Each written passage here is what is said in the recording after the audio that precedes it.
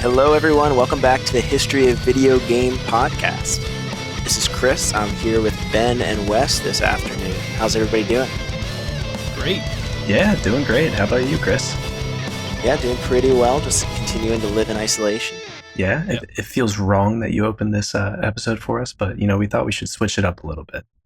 But at the same time, it feels so right. Exactly, yeah. So if you couldn't tell already, we have a guest with us today for both the intro here and going to be rating a couple games in our timeline. Our good friend and probably number one fan, Chris. Thanks for having me back. Oh, thanks for being here, Chris. And you're here to celebrate a special episode, too, because this episode, assuming I put them out correctly, should be our 1 year anniversary episode. So thank you for joining us on such an amazing occasion. Yeah, it's good to be here, and congratulations on 1 year. It truly feels like just yesterday. I was listening to the very first episode. I know. How time has flown by. Well, so we start off with what games we've all been playing recently? Yeah, maybe like a quick update. I don't have that much new to say. I finished my Pokemon ROM hack, so that's done. I haven't played it yet, though.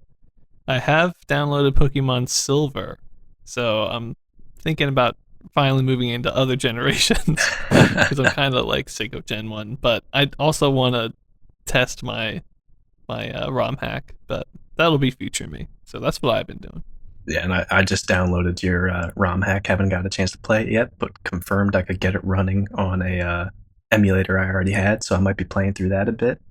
Awesome. Thank you, Wes. Yeah. I'll definitely check it out and scroll through the patch notes and see if I understand what's going on, but it looks like it'll be fun. Okay, cool. But I actually was playing a little bit of something else, even though we're recording 2 episodes pretty close to each other, that I can talk about for a bit. I've been playing Pokemon Go recently, which is very strange when you're in isolation. Pokemon Stay. Right. Yeah, a game all about like walking and catching stuff outside. And they've been doing some good and not great things to make it playable for people inside. I mean, they're doing some cool stuff where you can do like raids where normally you would have to go to a gym. You can do that from home. You can like participate in raids anywhere nearby, so you don't even have to be like within like a mile of them or something like that. So that's one of the biggest things they've done, and they've also changed around the daily quests so that they're easy to complete from home. But everything's like still hard enough that you would definitely be able to do it a ton easier if you were able to go outside. And I mean, you can walk around outside safely and all that, but it's very strange. It's a game that has to make money, obviously. They're free-to-play games, so they want to sell you on this premium currency that you can use to buy some of the features that they're implementing in the game, but it just kind of like feels bad. I still feel like if I wanted to get the best experience playing from home, I would have to buy a bunch of stuff in the game. Yeah, it's kind of weird. It is, yeah. I don't know if they were like, oh shoot, we're going to lose a lot of money or what, but it just seems like a not great PR move either. It's like, okay, well now this is kind of playable. I don't know. And I don't want to make too big of a deal about it because I can still play it on my phone and it's still pretty fun. So they've definitely made some good changes, but just wanted to bring that up because it's been a little weird. And I don't know if I like all the changes that they're making to try and make it easier for people to play the game. Right. Yeah, it feels like maybe it's like, oh, if you want to play from home and be safe in whatever way, you're going to have to pay extra for that. And you're just like, what? Right, exactly. Like the ability to raid remotely. They offered like 5 raid passes pretty cheap, but they're just like a one-use item. And once you use it, it's gone. So after I get through like 5 raids, I'll just have to... you can get gold for free in the game, thankfully, but it's at a very slow rate for a lot of things. And then they also just nerfed the rate that you get gold in the game. So it's really strange, but yeah. Ben, do you know what game never tried to just get money from me? Is Simpsons Tapped Out. It was all about the experience. I very much doubt that. Is that what you've been playing, Chris?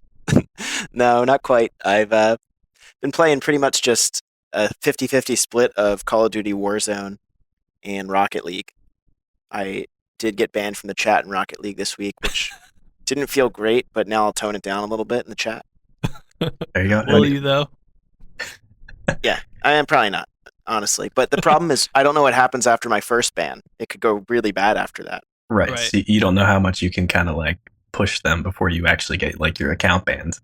Right. Yeah, the chat ban is one thing because I don't even use the chat anyway, other than to get banned apparently. But I've been playing a lot of Rocket League. I haven't gotten any better, which is good.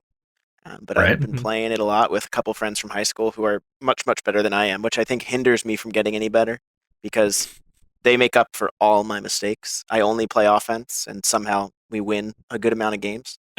So it's been fun, but definitely not very good at that game. Well, as long as you're having a good time, I mean that's Oh yeah, the main thing. oh yeah, having a blast. Nice. Well, maybe we should move into the special topic for this week. We're going a little fast because we got a lot of games to review later. So our podcast turns 1 year today, 1 year old. So maybe we could take a step back, look at what we've done, and some of the memories we made over the past year. Maybe it sounds a little bit cheesy now I'm saying it, but Someone had to say it, Ben. I think there's some stuff to talk about. Maybe Chris, I mean, you've been a long time listener. Mhm. What have you noticed over the past year? You learn a lot of games you never heard about.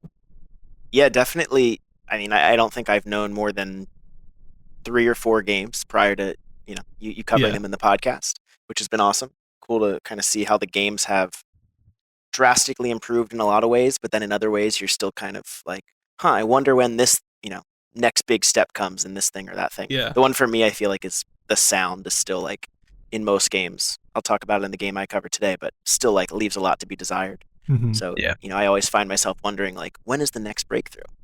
Yeah, I thought it was really interesting. There's been a couple games that took a long time to get, and I just like it didn't make sense to me why they took so long. Stuff like Breakout Mhm. just came out last year, and I'm like, that could have come out like right after Pong, and nobody would have even been like, oh, that's Yeah. way. It's not like it's way ahead of the times. No, right? no, So, it doesn't seem like a huge jump other than the color graphics aspect of it, but the gameplay is just like, well, remember the original had an overlay, so it was like, oh, that's right, I yeah. don't know. So stuff like that I thought was really interesting. Go through even the Snake games. I mean, they only came last year as well. So Mm. yeah, it's just like why did this take so long? So that always interests me a lot. I don't know. Yeah, I agree. Yeah, and one of the things that I was thinking about that I just didn't even have any concept of before we started doing this is the amount of like super out there and unique computer games that were coming out on the Play-Doh system. Oh yeah, Like the fact that it was in 1974, there were like space trading games like Star Trader. There were like all these weird Star Trek, either like text and some images games. And then in like 1976, you have a first person tank game where you had bases that you had to defend. yeah, It's like, I didn't like Panther that much gameplay wise, but the fact that it exists in 1976 is just crazy to me. It's like, didn't even know any of that was going on. And then, of course, just all of the like Dungeons and Dragons RPG games that came out on the Play-Doh system. It's crazy that we're still in the 70s and there's like all this variety when it comes to Mhm. PC games. I think I Where's- would also. Oh, go ahead, Ben. I was just gonna say, where's Maze War been? I feel like we haven't seen any first-person shooters since that. I know, Which and that is was a weird to great me. one too, but I know it was, and it was really popular at the time as well. Anyway, that was just one game though. We have had a lot of different games on Play-Doh, especially, which has been awesome. Yeah, I was gonna just in general kind of expand on that variety comment. Just the number of games in general, I think, has surprised me Mm-hmm. to the point where there have been so many games that are, on certain systems or coming out at a point where you guys have kind of determined like they're not even really worth covering, right? Like there's that much Right. to assess that you can even go, it's not really worth talking about. It's kind of crazy when it feels like we're still pretty far in the past as far as the timeline goes. But there's a lot of activity, even if not all of it's great. That's a good point. Wes, one thing I wanted to ask you about, and this is something I just kind of want to know for myself, honestly. When we started, like, I had a pretty good idea of what I was expecting. You know, obviously I did all the research and stuff, but you didn't. And I feel like maybe it took like 10 or 15 episodes. And then, like, I felt like you started doing, like, more research, like, on your own. And you would come at these games from different angles I wasn't even thinking of. And you would write show notes and stuff. So, like, what talk to us about that transition and what it was like at the very beginning to where we are now. Yeah, I think. I mean, it's hard to remember back to right when we first started, but I know there's Mhm. a lot of content similar to this that's been done in the past, where it's sort of like a highlight reel of like, here's the big hitters in all the games, and now we're up to current day within like 25 episodes. Right. So I feel like I knew going in, because you love the super in depth research and just like really saying, like, hey, let's look at everything in this timeline. I think I Yeah. had some concept of that it was going to be like a much more in depth look, but it definitely took me a while to be like, okay, there's going to be like 10 episodes for 1974 Yeah. because there's so many games. And so I think that's sort of when I had that shift of like, this game is almost exactly the same as this game, but it came out like 3 months later. So obviously there's something that's different or important about it. Hmm. So I think that might kind of be where the shift was, where it's like, okay, well, let's look at it from this angle. Like, this one has different sounds and it's not copying the exact same sounds that this one uses, even though it's the same gameplay. So it's kind of unique in that aspect, and looking at it in a more detailed respect, Yeah. I guess. And to be fair, the beginning couple games were like chess, tic tac toe, Nim. I mean, these are like board game type things. So Right. once we started getting some like unique stuff, I'm sure that kind of helped. Yeah. And more to look at when it's not just like graphics 0 out of 10, sound 0 out of 10. Yeah. Okay. Now, gameplay, that's where we can really talk about it. It's fun when there's more aspects that we can really critique and look into. Yeah. Yeah, like Civil War, it's like, well, I'm just reading some text here, you know? And then Right. now it's like, oh, there's a moving talking man on the screen or Right. whatever. So, yeah. Okay. I was just wondering about that. That's cool. Yeah. And one other thing that I did want to mention about it when I was thinking back about this is like, as a primarily PC gamer going into this, I'm thinking about like video games, arcade games in my head are just like in the periphery. Like, obviously, I knew they played a huge role in history, but I just didn't really think about them much. Hmm. And now it's like, in our timeline, arcade games. I mean, really, we get excited about all the games, but arcade games are the ones that are like constantly innovating now and Yeah. doing like a lot of really cool stuff. So it's just interesting to see how like integral they are and how popular they are, and like Chris was saying, just how many of them there are. Yeah. Cool. Before we wrap up here, I'm curious to know each of your guys's maybe like, I don't want to say favorite game that we've covered so far, but most memorable, so bad games included. Maybe I can start. I don't know. I think we've covered a lot of really good ones. I think my go-to would be something like Pet at 5. Like, I know you already kind of mentioned that, Wes. But that, along with maybe Night Driver, the great racing game, just because it felt very modern to me. But even like some of the classics like Oregon Trail, Yeah, I'm really happy we covered that. yeah. Go back, listen to that review if you want to hear me like just raving over Oregon Trail, because I Yeah. was so excited to play it. It was so fun. Yeah. What are you guys' most memorable type games? Also, for whatever reason, Stunt Cycle was really memorable for me. I don't know why, but That's right. That was the little 2D one, right, where it had the animation yeah, of the guy riding through the tube and all that over the ramp. yeah, it's still memorable for me. I don't know. I feel like I think about it a lot for some reason. Yeah. Well, in a similar vein, since I didn't really think about this question too much before you just asked it, the one that popped into my head first, for whatever weird reason, was Western Gun. Okay. I feel like just part of the fact that it was the precursor to Gunfight, which is huge, but Mhm. in itself, it's also just like this super quirky, weird thing. I don't know if it's just because of the weird, like, Monty Python, like, clapping the coconuts together sound that the Pete Cowboys make when they're walking around. It's Uh-huh. something about it just sticks out to me. I love that one. Yeah. What about you, Chris? First of all, actually, before you answer this, Chris, do you like it when we write games that are really good or really bad? Yeah, that's actually where I was going to go with my answer. So, because I don't play the games, it's Uh-huh. hard to say like which is my favorite, you know? Yeah. I can tell when you guys think a game is good, but I think for that reason I actually enjoy the bad games more. And so the ones that stood out to me, the first one I think of is Hammurabi, which is I think Oh yeah. Ben's favorite game. I'm Right. glad we mentioned it in this episode. Yeah. Yeah, yeah. Um, I also love when there is a math game because I think they're hilarious. And hearing Ben describe the games always kills me because he just goes, "So yeah, it'll ask you to do addition, and then the goal is to answer it correctly, and that's the game." Yep. So I really enjoy those. And then remind me the name of the console that has the, what do you call them? Like the first console was the Odyssey with the The Odyssey. like really That's what I'm weird thinking games. of. Yeah. Yes, that is pretty memorable to me. Specifically, there was like a haunted house game. Yes. Oh yeah. I definitely remember that one pretty vividly, mostly because it just sounded so ridiculous. Yeah. And It's pretty ridiculous. Yeah. I couldn't even imagine what it was like to play, but it stands out to me as pretty interesting that existed. So those are some good mentions there, Chris. Mm. Cool. And I think with that, why don't we go right into the timeline because we got a lot to talk about today. So let's head on over there. All right.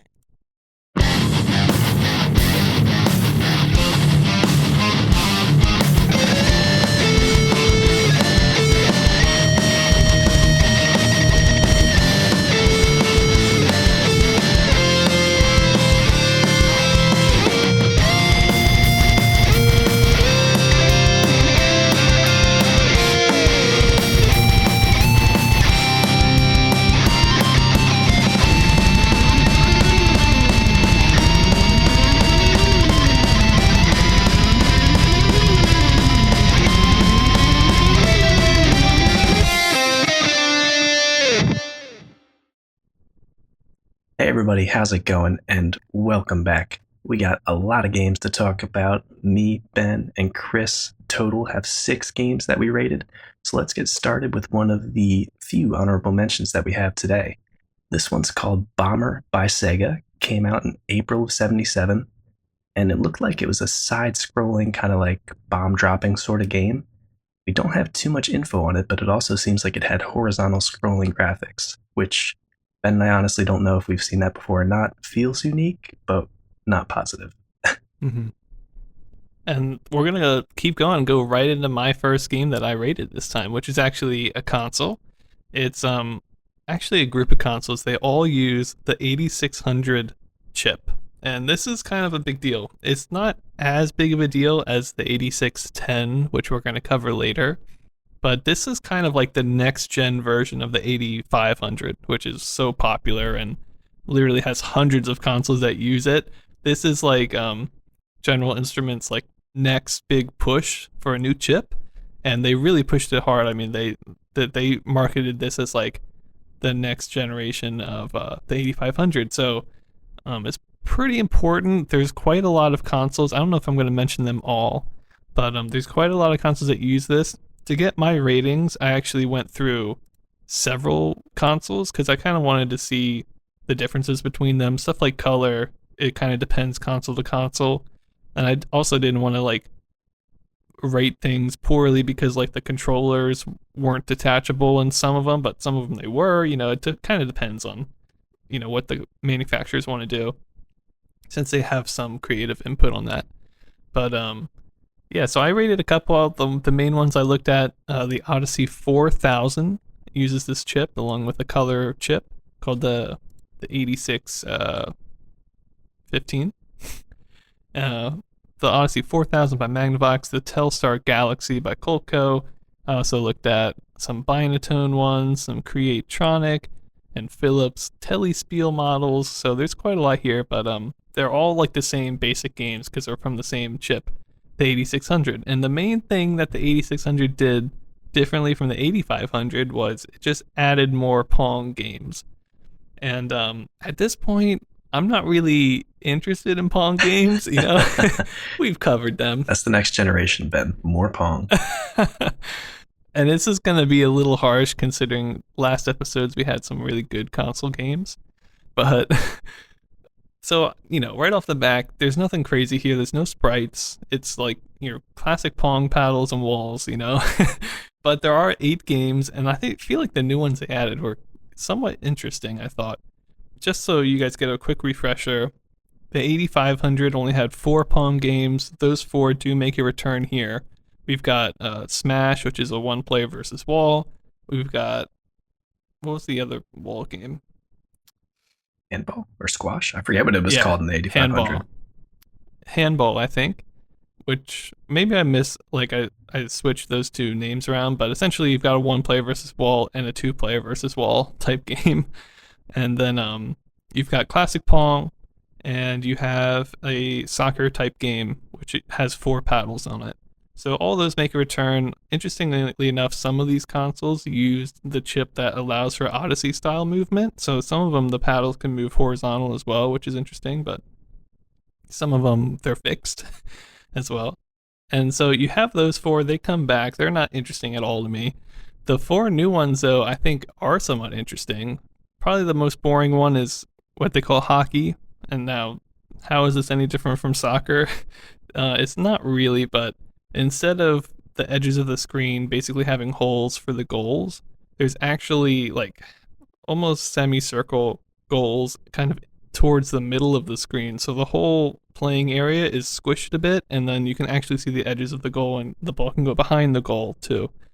So that changes it up a little bit. I feel like we've seen that before, so it's not like the most crazy one, but it's the first time we've seen it on these 85 blah blah blah chips. Moving on from that, the 2 next ones are the ones that I really like the most. We've got basketball. This came in a 1 player and a 2 player version, so this counts as 2 games technically, I guess, but really it's the same game. Basketball is just like normal Pong, essentially, except there are basketball nets on the sides of the screen, and they're kind of like, they're basically like L looking shapes just on the side of the screen, so you just get the sideways view of like what a net would look like.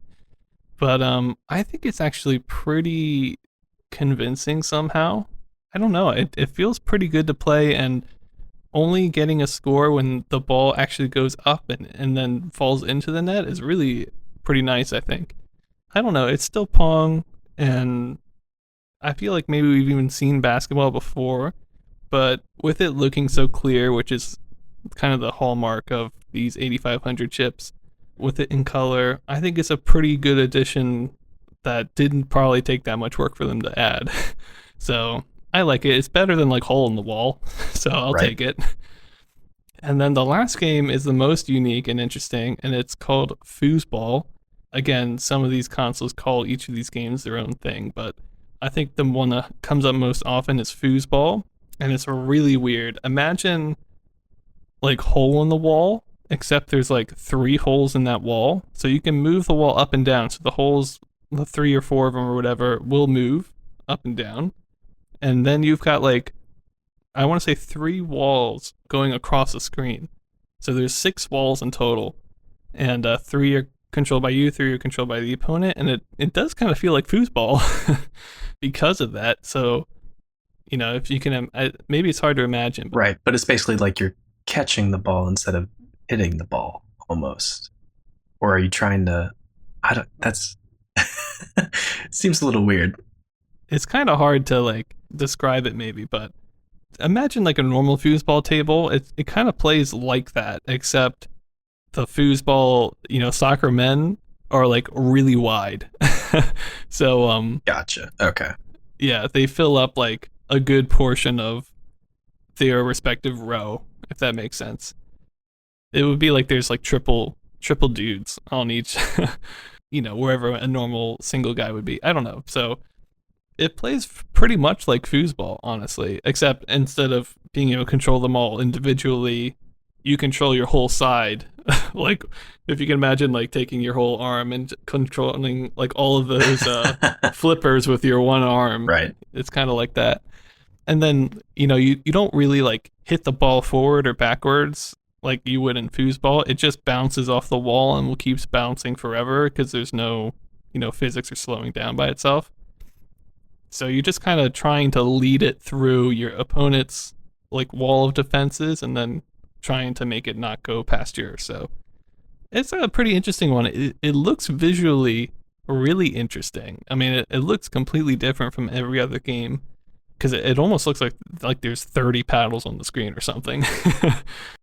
But it's a pretty interesting one. How fun is it? I wouldn't say it like adds a lot of fun, but as far as I can tell, this is a unique game. Up until this point, I don't think anyone has tried anything like this, And for that, it gets a point for uniqueness, at least for me. So let me go down my scores. This won't take too long, I don't think, for me to go through these. Sound, we still have just normal Pong sounds, and it's like, come on. This is supposed to be next gen. Can you please do something? So just 1 out of 10. There's more than one sound, but they're all the Pong sounds we know already. Nothing new. For graphics, I gave it 2 out of 10. This was kind of a hard one to rate because, again, it can be in color, and the color can be dependent on whatever the manufacturer wants. So some of them, each of the 8 games have like a different color background, and that's it. Some of them, the paddle and the ball have their unique colors, or the scores in a unique color, or whatever. There can be a lot of change there, so I wanted to leave it a bit open because there's a lot of variety when it comes to the different consoles, what they do with that color. And some of them look pretty nice. And I do like anytime there's multiple games in a console, if the backgrounds are different colors, it does make the games feel different for whatever reason. They give it each game its own unique character. And finally, gameplay here. This one, again, a little hard to rate. There's 8 games, they're all Pong games. 4 of them are like interesting to me. The other 4 are not. But then again, manufacturers could make like Odyssey style controls in some of the games and not some of the other games. So all the options really go in the favor of this this chip right now. I ended up going 2 out of 10 for my gameplay. I think it could be fun for a good amount of time, but I don't know if it would be worth spending another couple $100 just for 4 more Pong games. I'd rather spend that money on a brand new console that's completely different. I think that kind of helped me not go too high with it. Although I do like the games that they added, but considering that, like, looking at the last console we did together, Wes, which was the video pinball by Atari, yeah. Those games are so much more unique compared to this stuff, Yeah. And each one feels so much different from the last one on that same console, and these all feel pretty similar. Like, you would play them all in the same kind of way, if that makes sense. Right. Even though the obstacles are different. So I just gave it 2 out of 10. For relevance, I wanted to kind of give it some points here because, like I said, this is a big push for this chip. And General Instruments really, tried to market this and try to get the same sales as they did with the 8500, which isn't going to happen, but it was a big thing, and there were a lot of consoles that use this chip, but it's not going to be as relevant as the next one we're going to cover, which is the 8610. So I kind of wanted to leave some room there for that when we cover it later. So I just gave it a 6 out of 10 for relevance, and for my final, I gave it a 2 out of 10. I don't know. It's not like terrible, but not great either. I mean, It sounds like it's nice to have a little bit of change from the 8500, but it really is just a little bit of change. Yeah. They didn't like reinvent the wheel here, Right. Same old Pong games, couple different things. Foosball's nice to see, but put it on a console with some other different games, I think, to grab our attention. That's a good point. Like, if they had replaced maybe the old 4 games with another 4 different games, and even if they weren't too crazy, like, it would be a lot better, I think. Yeah. So, because some of the games are just like, who cares? I can play Pong already, Right, exactly. At least we're kind of in the era now where we don't have to worry about there being like score or it being in color. I don't think, anyway. Yeah. So that's nice, but that's it. So yeah, those were the 8600. Before I hand it over to whoever's next, I wanted to mention quickly there's some other chips I kind of worked along with the 8600. I already mentioned one that did color, which was the 8615. But I also wanted to mention the 8650, which just had advanced controls and options. I'm pretty sure that's the one that allows for the Magnavox style controls. So some of these consoles that I'm talking about right now use the 8650 chip instead, or in addition to the 8600. So yeah, just want to mention that. And by the way, that's I think the last Magnavox first generation console, the Odyssey 4000. So here's hoping that their second gen is like decent, right? And not terrible like the last couple ones were. Give us something at least fun and weird. Yeah, this is not the last Coleco console though.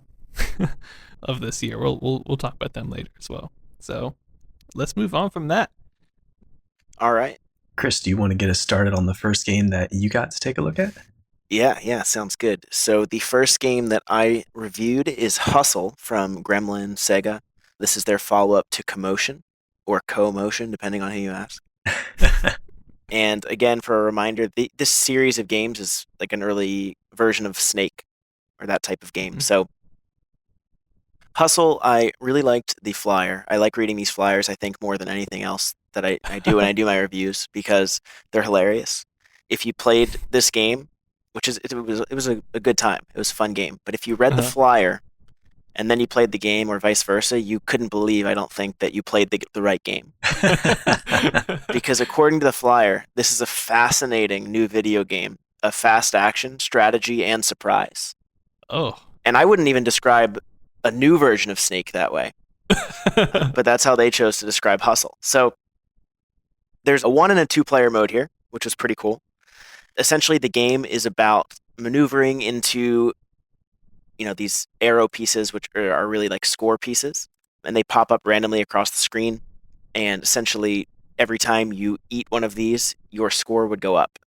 There's also mystery scores that appear on the screen, and if you hit those, they can be negative, which was kind of an interesting piece because they are timed. So a 500 pops up on the screen, and it stays there for a few seconds. So because of that, you're trying to get to everything you can because they're going to disappear. So there's sort of an impetus to get all of the point values that appear on the screen, including those mystery boxes. But those could be up to negative 900 points. So you're going crazy to try to get there, and then you lose a bunch of points. Yikes. It's kind of a cool feature. So I played both the 1 and the 2 player. And the 1 player, you have 90 seconds, and the goal is to get as high of a score as possible. So essentially, hit as many of these boxes as you can. Every time you die, which is either running into the wall or if you run into yourself, you come back as a longer snake. And as you accumulate points during each of those lives, the game gets progressively faster. So it gets harder and harder to stay alive as you're collecting more points on each life, in addition to the fact that the snake gets longer when you come back, which makes it more challenging. Real quick, Chris, I want to mention, I don't know if you know this, I don't think I mentioned to you before, but all the Snake games we've played so far, the tail never went with you. Like when you started on square one and then you moved to square two, you were just like a 2 square snake. And when you move to square three, now it's three. And when you go to four, it's four. Mm. And the longer the game goes, your snake just infinitely gets longer. And Right. if that makes sense. But this is the first time we've seen it where like your snake is like 4 squares long until you die. You Yeah. know what I mean? And the tail like doesn't just stay where it spawned in at the whole game. It actually kind of like follows behind your snake, which is actually like more similar to the snake we know, which I thought. So I just thought that was interesting. Yeah, so I watched the video for Commotion just to get an idea of what that was I like. forgot I sent that to you. So yeah, when I watched that, it's what you're describing, and it reminded me of those like light bike games Mm-hmm. where you similarly just kind of like grow an infinite tail behind you the whole time. Mm-hmm. And this was different from that, like you're saying. This is much more true to the snake that we probably know now. Right. But in the 2 player mode, which was pretty cool as well, I think this would actually have been a lot of fun with another person. But it was also pretty cool to just do yourself because it was actually really challenging to try to just keep both snakes going without dying. But I think the advertisement is really trying to hint at that when you play 2 player, there's strategy and surprise involved because you can essentially try to like fool the other person into hitting your snake and dying. So Mhm. I could see it being fun, and it's also pretty fast paced. So it was a pretty cool 2 person experience, I think. But overall, the idea is pretty similar in the 2 player, just end with a higher score, but there is a little bit more intricacy in the scoring.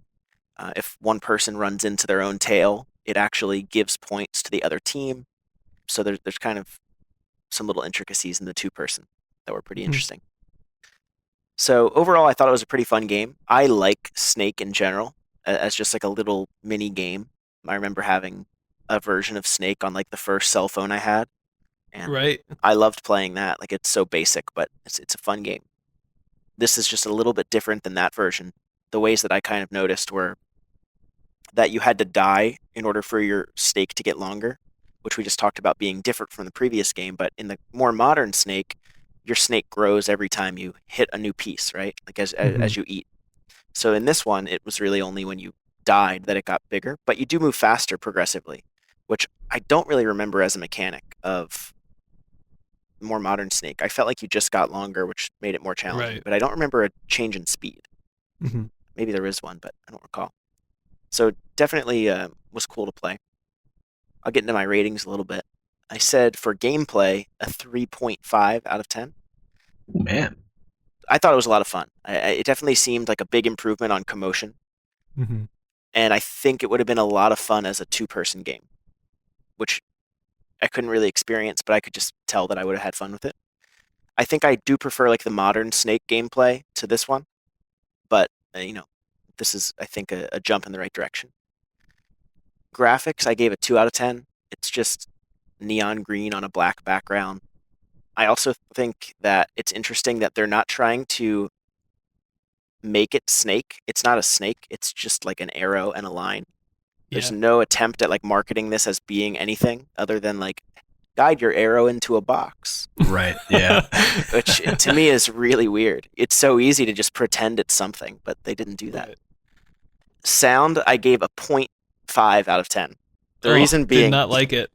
there is sound, but I would have much preferred no sound. I think you covered this with Commotion, but the sound is just this non-stop beeping the whole time. Mhm.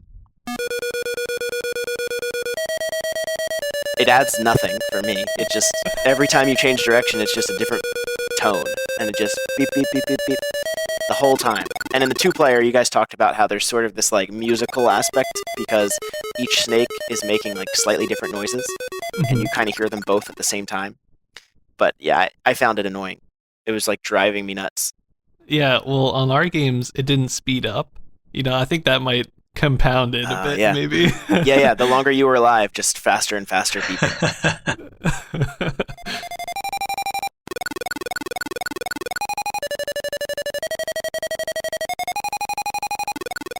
Relevance, I gave a 3 out of 10. I don't know what you guys gave relevance for, like Commotion, for example, so I don't really know how relevant each one is, but this seemed like. I mean, Snake is a game that is so basic. Nobody is like buying Snake to play on their PC or anything, but it's still 40, 50 years after the first one came out, whatever it might have been. People still know what it is, and it's Mhm. still something, that is kind of a relevant little game. And this seemed like a jump towards that game. And then overall, I said 3 out of 10. I thought it was fun. I thought it was something you could play again and again and again without getting bored, which isn't true for a lot of these older games that have like pretty simplistic gameplay. It's easy to get, I think, tired of doing the same repetitive things.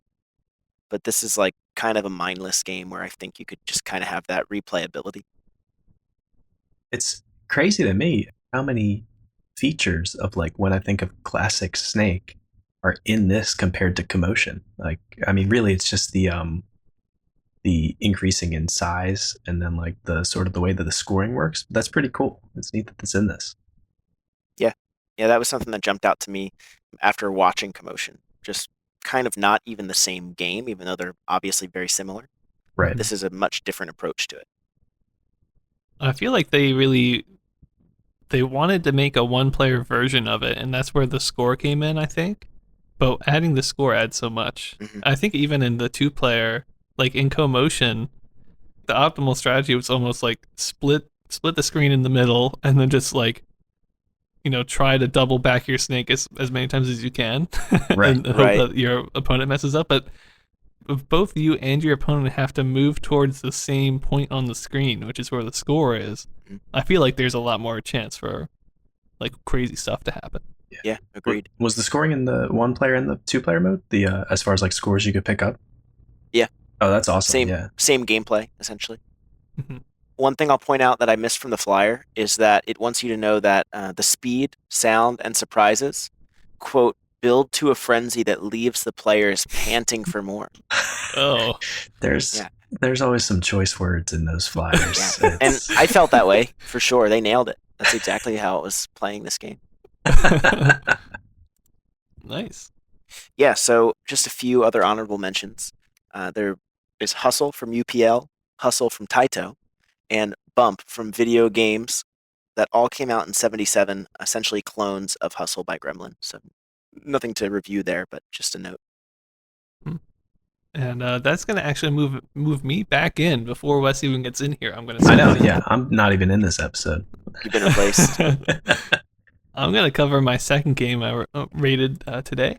It's called Double Play by Midway, and I have to say before I get into this, the last time Chris was on here, which was like 13 episodes or something ago, he did a baseball game and a racing game, and we're gonna have both of those in this episode too. So this is Double Play by Midway. Came out in April of '77, as did all the games we're going to talk about today. And it's basically a follow-up to Tornado Baseball, which is one of these ones that has caused me some headaches in the past, but it was a good game. The release date was just kind of uncertain on it, but this one we know came out in '77, and it's kind of the follow-up. And if you look at it like really quickly, you probably wouldn't even know it's like a next generation version, because the main part of the graphic screen looks almost identical. I mean, the sprites and everything. Again, you've got, I don't know how many sprites total, but you've got an infield and outfield, a pitcher, and they're all sprites of like people, and they move and they do stuff. And then the batter is just like a baseball bat, so there's no batter sprite, but then if you hit, one just like spawns from home base and runs towards first. And then we'll stay there, if he gets a single or whatever. So all of that looks pretty identical to the old versions of this game. But where it improves is actually in sound design, which is great. I'm going to be really happy to talk about that. And the other thing it improves just like the readability of what's going on, like how many outs and what's the strike and ball count and what's the score. They do a good job. There's like a new UI elements in the bottom corners. One is basically outs, strikes, and balls on one side, and it's kind of really nicely laid out. And the other side, you've got essentially what is the modern version of like inning by inning who scored what. So that's really, really nice. And it just makes the game really easy to read and know what's going on, which I know before we've had like issues with that. So Right. That was really nice. And those are really the main like innovations of it. There is also an AI mode. I don't think that was the case in the previous ones, but you can play one player against the AI, and the AI is pretty good, I'd say maybe even better than a human. Maybe if you played enough, you'd be good, but there's some interesting stuff here. So let me get into my scores, my ratings. Let's start with gameplay. Like I said, it plays pretty similarly to the older ones. The main addition gameplay-wise is that AI mode. And the AI does a really good job with pitching, especially. The pitching in this game, it's pretty similar to older ones where, you do your pitch and you can kind of control where it goes left to right as it goes down the plate. So you can pitch balls, you can pitch strikes, you can try to go right on that edge, which is really cool. And previously, I think you had to pick, or there was a certain button to do like maybe a slow pitch or maybe a fast pitch, right? In this one, it's really weird because you can change the speed of the ball mid-throw. So it'll be halfway down, like in between where the pitcher and the batter hits. It'll be halfway through, and then we'll just speed up, And that's really kind of jarring and doesn't make any sense, but it weirdly enough makes like this hard learning curve to the game because you can't anticipate anything. The ball can just change speed in the middle of its path, and the AI uses that to its full advantage, by the way. So it's pretty difficult, honestly, if you're the batter to get some good hits in, and the AI does a good job. But I thought it was actually pretty fun because if the ball is the same all the time, it just gets a bit too predictable, and I think you could pretty easily take over the AI. But with the AI being able to change up the speed of the ball at any moment, it does make it hard, and I think it made me want to play more because I wanted to be able to beat the AI, you know what I mean? And so I actually kind of liked it, and I feel like if you were a good pitcher yourself, especially if you're playing a real person, it would actually like show. So that I thought was actually even though it doesn't really make any sense, it added this kind of depth to the difficulty, which I kind of liked actually. So that was cool. I think that's really it for like new things as far as gameplay goes. Maybe some things that kind of go with graphics and stuff is like I couldn't really control my outfielders that well. Maybe it's just because the game went so fast and I just couldn't learn it in time. But if the ball reaches an infielder or even an outfielder, they'll actually like make throws by themselves to first base or even to second base and then first base if they think they can do a double play, and you can actually see the ball in motion do that. Oh, nice. I know. I feel like maybe previously it just said like you're out, if somebody caught it, right? But actually seeing them throw the ball to first, it's really satisfying. So I really liked that. And the other interesting thing is if you put a quarter in, you only get 1 inning's worth of baseball. But if you put 3 quarters in, you get 3 innings worth of baseball. So this one's a money drencher, I think. Yeah. I wonder if you keep putting in quarters, can you play a full 9 or is 3 the max? No, Okay. 3 is the max. Gotcha. I actually couldn't figure out how to get more quarters in it. So I only ever played a 1-player game. I found some videos of multiple innings to see if there's any new like musical interludes between innings or anything, but there wasn't. But yeah, so that's an interesting thing to me. I think some of the other ones. Do you remember, Chris, when your last baseball, how many innings there was? I want to say some of them go pretty high, maybe up to 5, like with just 1 quarter. But I thought it was a 3-inning game. 3 inning for fly ball, which is the one Chris did last time. Yeah, I think so. And I'm not sure what tornado baseball was, but yeah, this one's just one inning at a time. Which when the AI is really good, it goes real fast. Because they'll just strike you out 3 in a row or whatever. So it's a really difficult game, but it's the one game I'd actually like spend all my quarters on. I think, in the arcade, I'd be that guy trying to get good at it. But I thought it was pretty fun. So for gameplay, I gave it 3.5 out of 10. I thought it was very solid. Nothing like new and crazy. A lot of the gameplay is pretty much copy paste from the last game, but a couple small changes just made it feel like really nice. For graphics, I gave it 2 out of 10. Again, these graphics are basically cut and paste. The only thing new is the AI elements, and they're more of a gameplay feature, I think, than something that looks nice, necessarily. It's just numbers, but the sprites for the baseball players themselves are not great looking. It basically looks like one of these, like, I don't know, the players just have massive shoulders and then really skinny, like, bodies, if that makes sense. So it's a little weird, but they do move around and there's a lot of them on the screen. So, props there, but having it not be in true color, there was an overlay, which I want to say was one of these. I only have a flyer to go off of. I'm not sure if it was a hand-painted type thing again, which we've seen a couple times now, or if it was just an overlay. I want to say it's hand-painted because on the flyer, all the sprites and stuff are white on the background, which I think means the actual TV is under, and then you're looking at a mirror, right? Right, because they're usually like projected on top of the background. Right. So it was one of those, but the background doesn't look like that nice. I don't think it's not at the same level as the hand painted ones that we've seen previously. So I didn't want to give it that much. It doesn't really do that much for me. So I just gave graphics 2 out of 10. And then sound. This was like the thing I was really happy about. We've got quite a few number of sounds in this game, and some of them are pretty good. We have how many musical melodies? I want to say maybe 3. And one of them is a very short and fast rendition of Take Me to the Ball Game, which is great. Perfect, yeah. And then one of them is the charge sound. The ba-da-da-ba-da. Yeah, that one. The bugle call. And then we have another one, which is the game over sound, which is a pretty long musical melody.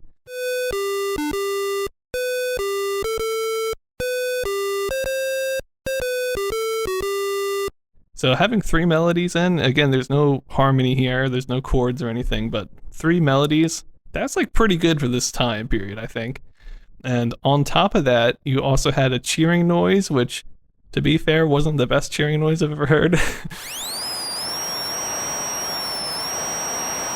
It kind of sounded almost like a motor or something, but Right. you can tell it's cheering.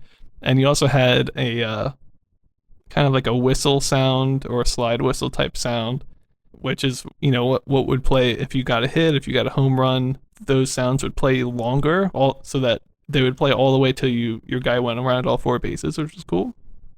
But the slide whistle does not sound good, or the whistle sound, or it's not that it sounds bad. It just sounds annoying.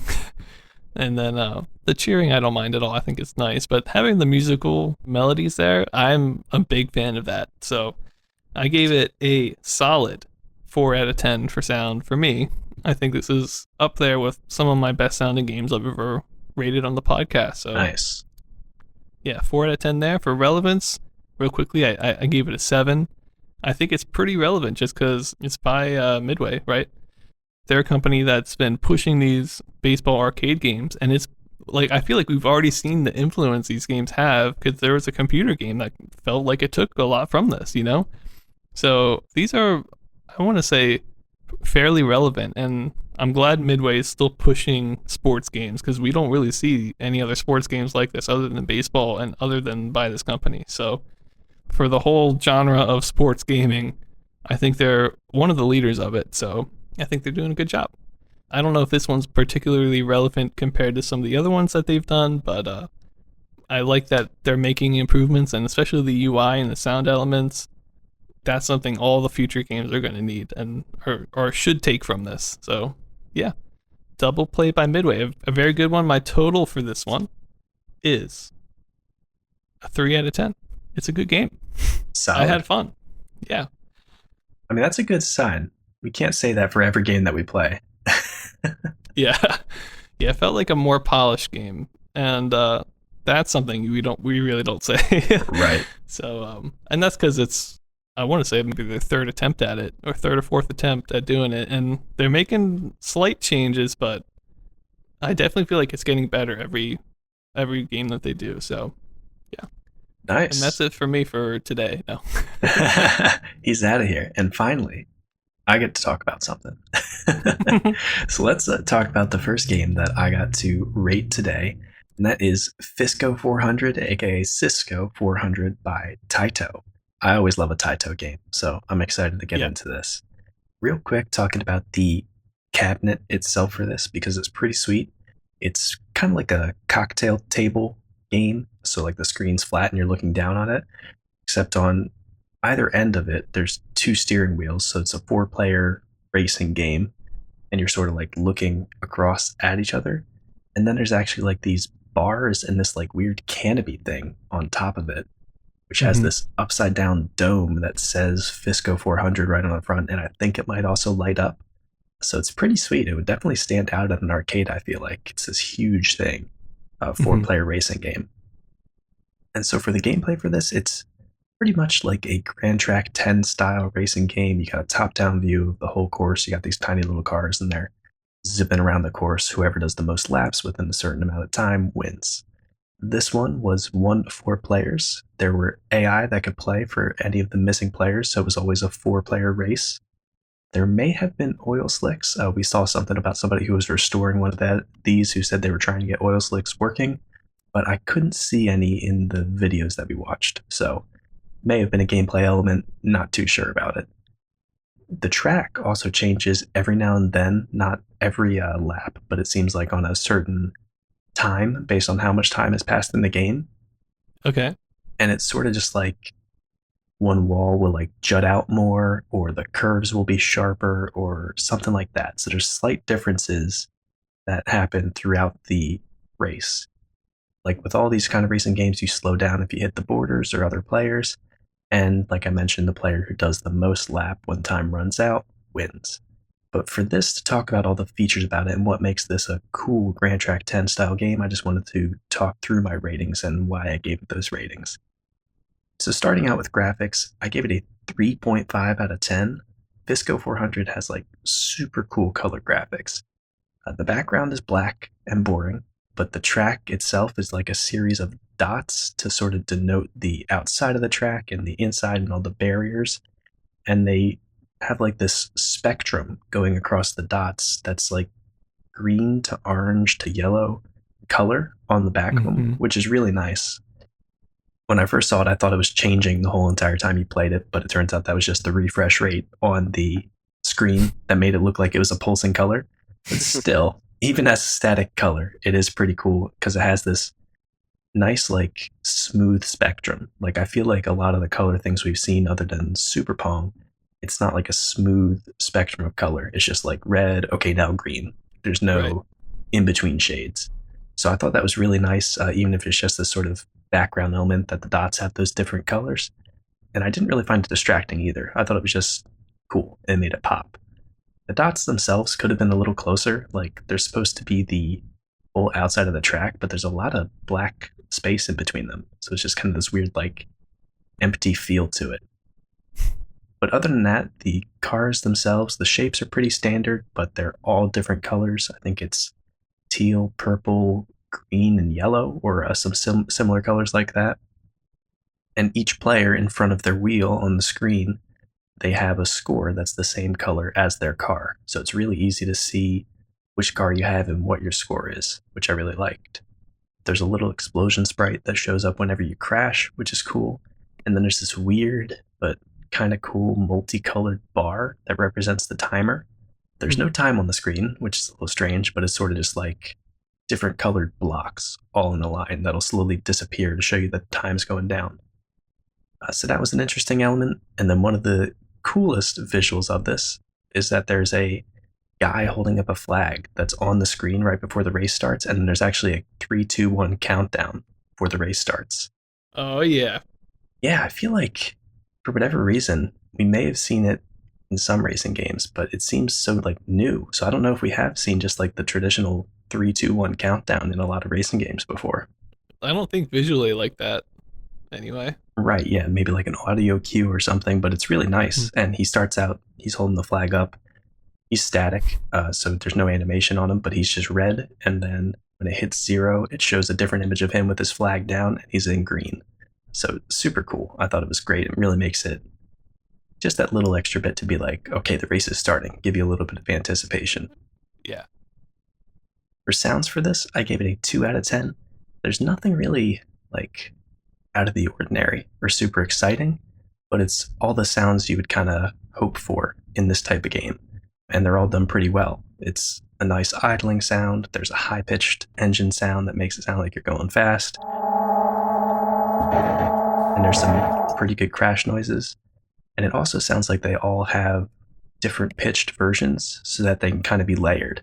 So it did kind of make like the, I don't know, like a whole hive of bees chasing after you kind of thing, but like in a good way, if that makes sense. It sounded like there was a lot of cars racing at the same time, is what I'm trying to say. It didn't sound like you had 4 cars racing around the track, but it was only like one audio clip playing. So there was just a couple different pitches. It was the same sound, but it gave it a layer, which was really nice. For gameplay, I gave it a 2.5 out of 10 because it looks like mayhem, but kind of like in the best way possible.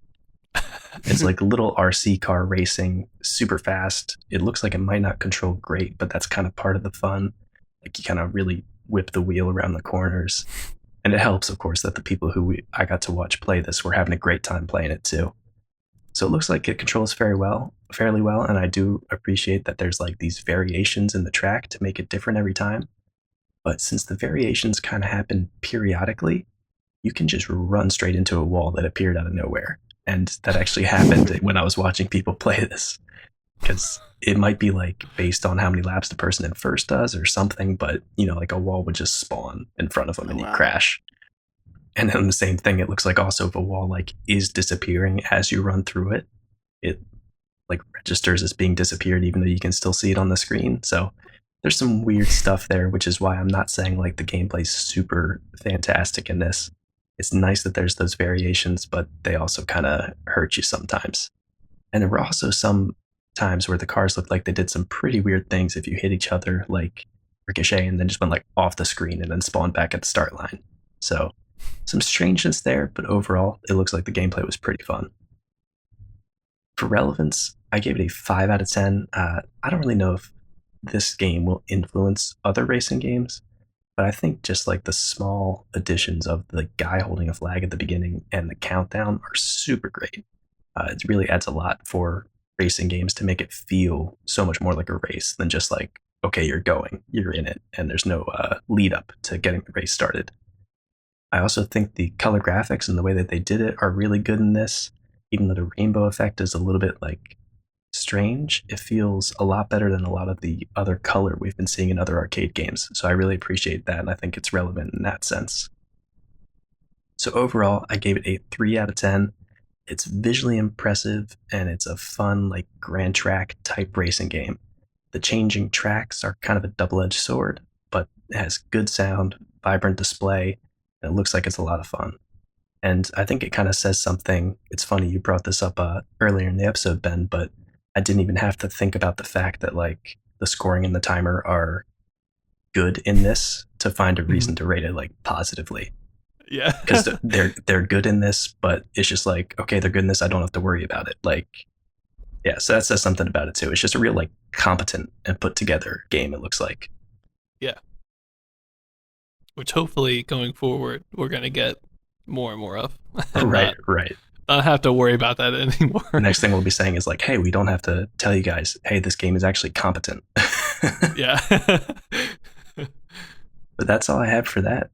Chris, did you want to go to a little bit of a different spin on a racing game next? Sure.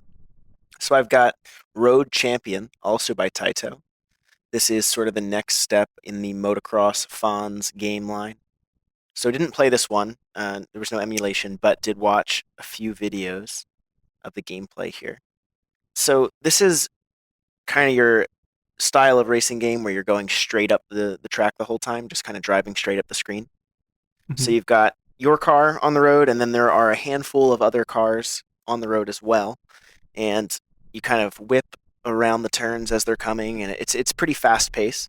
And you can crash into the wall. You can there's kind of these barricades at certain points which really throw you off. You kind of totally spin out versus if you just hit the walls normally, it just kind of slows you down.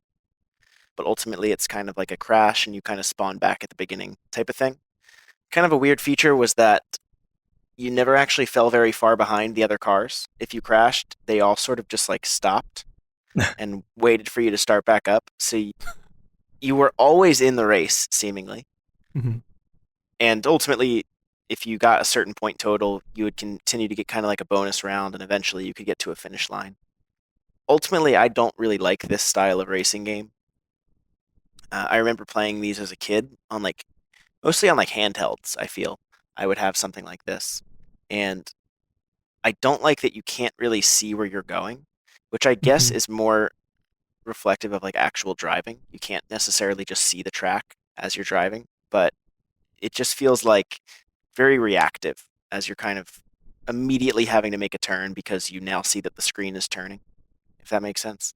Yeah. For those of you who might know this, like Wes, this game looks a lot like Highway by Atari, honestly, but the road is way bigger. The turns aren't as steep, so you can go a lot faster. But because you're going faster, it's also hard to turn. So Yeah, yeah. I thought that's spot on. It seemed hard. Like this seemed like I would have been terrible at this game. The guys that I watched play it on YouTube crashed nonstop. But again, like you crashed and then you just were kind of right behind the other cars again. So it right. not like it deterred you from being in the race. I'll go through my ratings. Just this type of game doesn't do a 10 for me. So overall, I said gameplay was a 2 out of 10. It seemed pretty challenging, but I don't know that I would have had fun doing it. It just seemed like I would have crashed nonstop and then gotten annoyed with it. The graphics were black and white. The cars looked okay, but they didn't really look like cars. They kind of, to me, looked like little dumbbells. There Yeah. was like Okay. a fat piece at the front and the back, and then like a narrow middle. It just looked like a little weight. I kind of saw how it was supposed to be a car, but they didn't quite look like cars. But compared to older games, none of these really have had cars that look like cars yet, I guess. Sound, I said, was a 3 out of 10. I thought that the sound was actually probably the best part of the game. There's a good acceleration sound for the car that kind of revved up as you built up speed.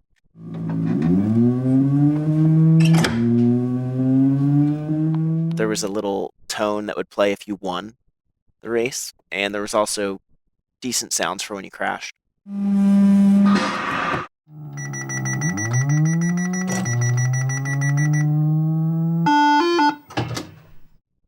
relevance, I kind of didn't know how relevant this is. I mean, this style of game exists still, but I don't really know if this was an important one or not.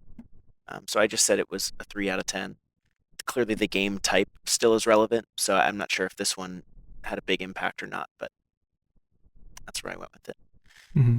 And then overall, 2.5 out of 10. Didn't love it, as you can tell, I'm sure. But there wasn't anything particularly bad about it. It's just I didn't think it was fun. Right. Ultimately. Yeah. Well, it doesn't really sound like one that would kind of blow your socks off either. It's like, hey, they did it well. It's cool. Okay, I'm done with it. Yeah. Yeah, and I think that in general, I just would struggle to know how you get good at this game. It seemed like it was just a matter of continuing to accelerate and hope you don't crash too many times, and then ultimately you could win. Right. Unless it was like the map's exactly the same every time, so it's literally just like muscle memory. It's like, okay, I hold right this time. Because if you're doing it, like you said, reactionary, it's like, oh crap, I'm turning. Oh crap, I'm doing this. It's all like very flying by the seat of your pants kind of thing. That's how it felt. Like you were just kind of whipping around the track so quickly that even doing well was almost just like coincidental. Right. Huh. Interesting. Yeah, it's interesting that like because all the other cars slow down when you crash, it doesn't really feel like a race then, you know? I don't know, it feels more like a score game or like you're trying to go as far as you can in the time or something. And the other cars are just kind of there being annoying. I think that's kind of true. Like they were obstacles, and ultimately I do think it was more about your score, because if you got to, I think it was 400 points, you would get a bonus time to continue to race and rack up score. But there was a finish line. So I don't know. It was kind of weird. It didn't really feel like a race, and I don't know if it's hard to describe this, but I've definitely seen the mechanic in like other race games, I think, that I described on like handhelds, where you would crash and you'd come back to life kind of in like a blinky situation where your car is blinking. While your car is like blinking back onto the screen, the other cars are just sort of like a little bit ahead of you. They've all kind of like slowed down a lot.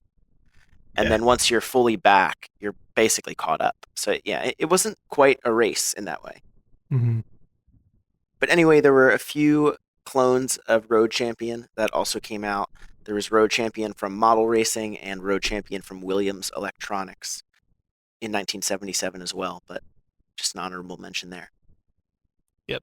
Cool. And back to US, I believe. Actually, it's coming to me next. Oh, back to Ben. Yeah. I know. I have one more thing I got to say. No. No, there's another honorable mention here. The last one for today. It's a book this time. It's actually called Game Playing with Basic by Donald Spencer / Hayden. And honestly, we just don't know much info on it. We know it exists. I'm pretty sure you can actually maybe buy it on Amazon, but I'm not going to do that just to know what's inside.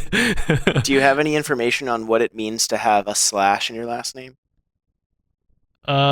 That might be the publisher, Hayden. I'm not sure. Oh, you know what? I think Hayden Books is a publisher. Let's go with that. Okay. That's my guess. Yeah. This podcast always has the answers. That's we our try job. our very best. Yeah. And despite not knowing much about Game Playing with Basic, I think we can kind of guess what it is. And I don't know if much more needs to be said in that aspect. Yeah. We talk about enough basic games. But then last up, we have the second game that I got to take a look at, and one that I actually got to play as well, called Embargo by Cinematronics. And this is the first original game from Cinematronics. We haven't really heard much about them before. And it's a weird one. It's kind of a snake game, but it's got some weird stuff going on. So just to give background of what Embargo is, I didn't realize when I first started playing it, but there's an island in the center, and it's just Cuba. Like, it's not even a different island. They just put Cuba in it because it's literally, from what I could tell, a game about the trade embargo with Cuba. Nice. From the 1960s, if I did my brief research correct. Which is just a weird, like, I don't know. I love it because it's like, what are we going to make this game about? Let's make a snake game about the trade embargo in Cuba. I like it. Yeah, definitely an original game when we're saying it's the first original game from Cinematronics.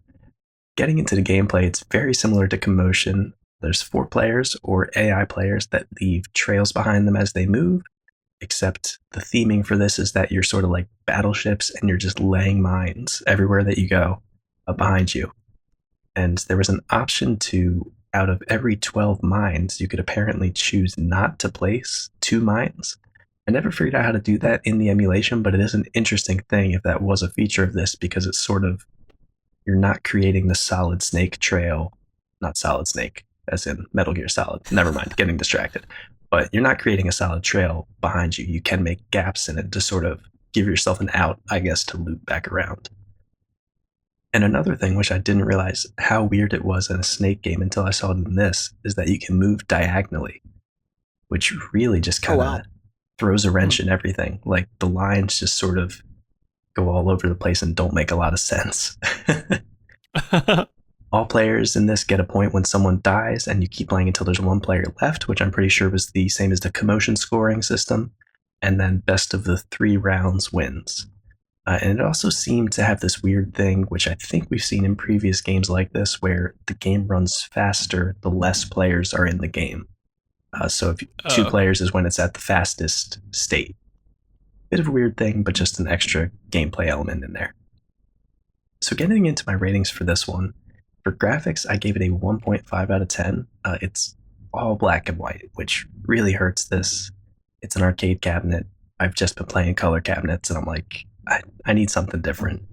The scores are presented clearly at the top of the screen, but as I just mentioned, when I have to bring that up as a positive, it's not necessarily a great thing anymore. And Cuba on the map looks pretty good, which is a weird thing. But other than that, it's just kind of bland. The ships are sort of just like a house or like a barn. It's just like a box with a triangle on the top of it. They do have dots on the ships to show like which player it is, but it's sort of weird. They could have just written like 1, 2, 3, and 4 on top of the ships, but instead it's just a number of dots to show you which player it is. And I do think it's cool that they were like, hey, we should make it so that the ships can travel diagonally. But when you travel diagonally, the sprites for the ships look real weird. Like they just kind of look skewed, and something about the perspective doesn't feel right. The mines themselves also look pretty good, but they're nothing special. Kind of just like a plus sign with like a little circle in the center. I definitely think the theming for this visually is better than just like the brick walls that a lot of the Snake games have. But the graphics themselves just feel like really outdated for 77. So that's why I gave it a 1.5. For sound, unfortunately, I was able to play an emulation of this and also watch a couple of videos of it, but we couldn't find any sounds to figure out what this sounded like, so I have to give it an NA for that. For gameplay, I'm going to also give it a 1.5 out of 10. I really appreciate the idea that like moving diagonally in a Snake game can really switch things up and make it interesting, but it just didn't feel like the game was responsive enough that you could actually do like these cool moves to get through those strange diagonal gaps. Like I crashed into myself more often than I crashed into somebody else's trail in this the whole time I was playing it. And every time that I won this, it was because the AI just trapped themselves. So that could also have just been the AI's fault, but it didn't feel like you had sort of the sharp, quick response turning that you would need. And also the way that the screen is laid out, everything is black in the background except for Cuba in the center. So it's really hard to get sort of like a visual gauge of where the mines actually are compared to your ship and be like, I can make it through this line. Half the time you would just run into it because you gauged it wrong and it looked like you were going to clear it, but you hit it instead. So the gameplay, it had some new interesting elements for a Snake game, but it didn't feel like it did them well. It just kind of felt like sluggish and confusing. There was apparently a button on the original cabinet that made it so that it would highlight gaps in the mines so that you could find your escape route. But I didn't figure out how to do that in the emulator, and I didn't see it in any of the videos that I watched. It was mentioned on the flyer, so I'm pretty sure it was a feature. But even with that, I don't know how much more it would improve it, but it does sound like an interesting gameplay aspect.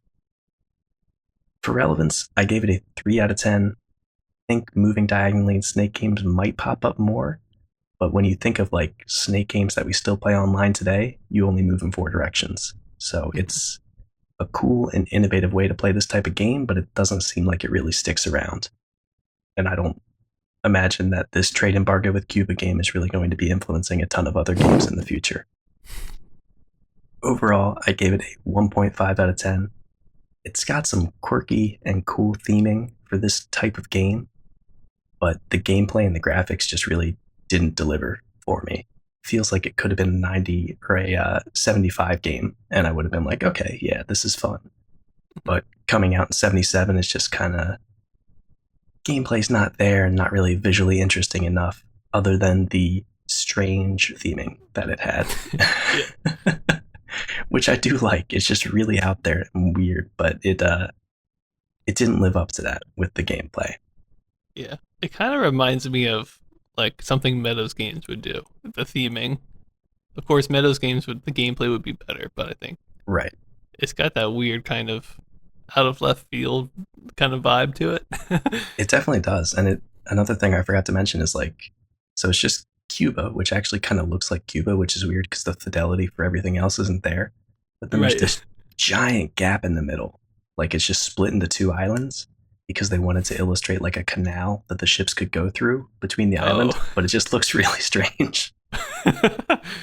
That's funny. I bet it would be fun to go through the canal though, I guess. Yeah, but also I don't know if I could get the controls down well enough that I'd be able to fit through there without hitting Cuba. So yeah.